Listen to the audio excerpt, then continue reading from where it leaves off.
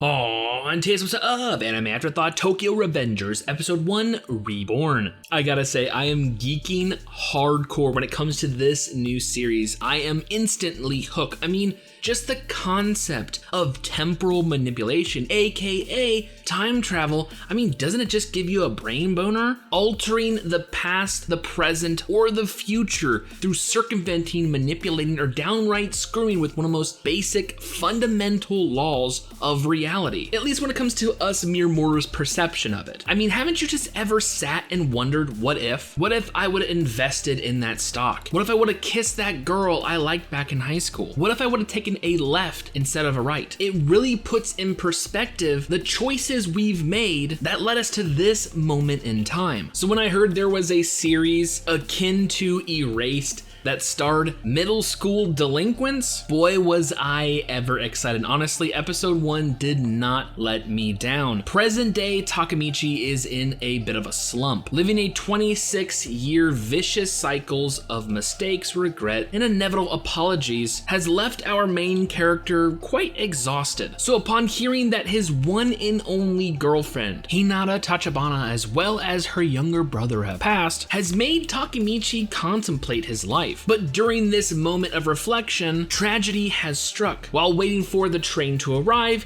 he is pushed onto the tracks, and with the oncoming train fast approaching, there's only one thing going through his mind. With images of Hinata filling his consciousness, the unthinkable happens. Yes, Takemichi has traveled through time. He is currently possessing the 14-year-old version of himself. That oh so typical trope, blonde-haired middle school delinquent. Unable to discern whether this is his life flashing before his eyes or some kind of cruel trick being played out by a higher power, Takemichi decides to go with the flow, starting with reuniting with some familiar faces in the form of his former gang. Wanting to bolster the reputation among the elite delinquents of Japanese middle schoolers, they're looking to kick ass and take names. Searching rival turfs for a tussle, they have a secret weapon in their pocket. Yes, Takemichi's cousin seems to be the leader of the third years of a rival school. But unfortunately for Takemichi and his group, the second years of this school are on a trip, and his cousin is a downright liar. Touted as being the leader, he's actually relegated to their bitch boy. Told to buy the other third year's drink, because they're gonna be working up a sweat,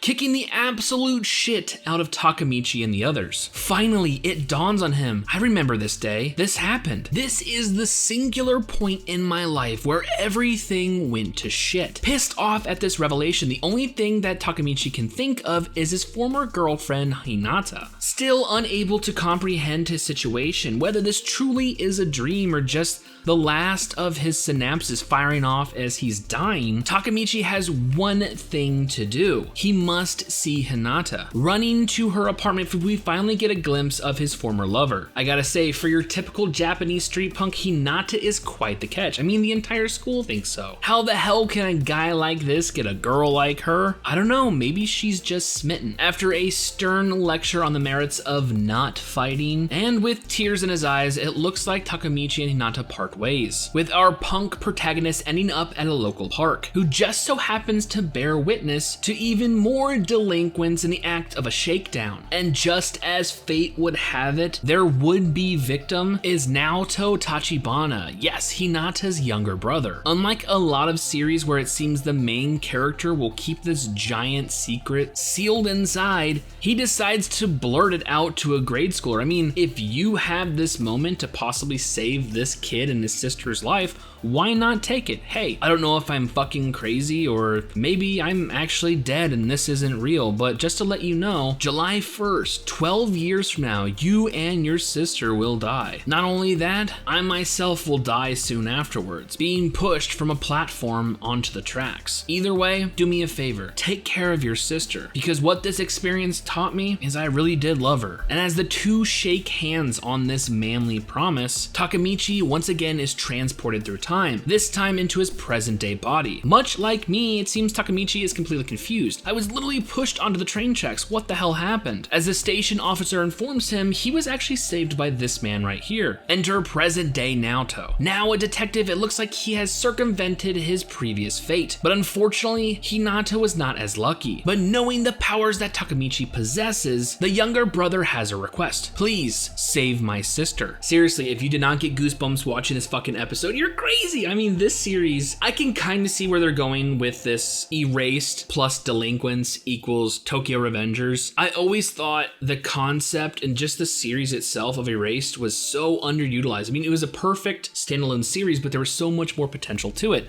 So to see another time travel, time leap series come out, I'm so fucking excited. And we were already have these giant mysteries to begin with, like who exactly pushed Takemichi onto the train tracks? While the younger brother was able to escape his fate, why didn't Hinata? I mean, you're a detective, right? I'm pretty sure you could have saved her from a car crash. Or is it one of those situations like Steins Gate where we have to change so much to get a bigger leap onto a different timeline? I mean, just the mechanisms behind his time travel alone have my gears turning. This is gonna be a fun series to watch. I highly recommend it. And if you guys have seen it already, let me know what you think in the comments below. So with all that being said and more Tokyo Revengers next week, I honestly cannot wait for future episodes.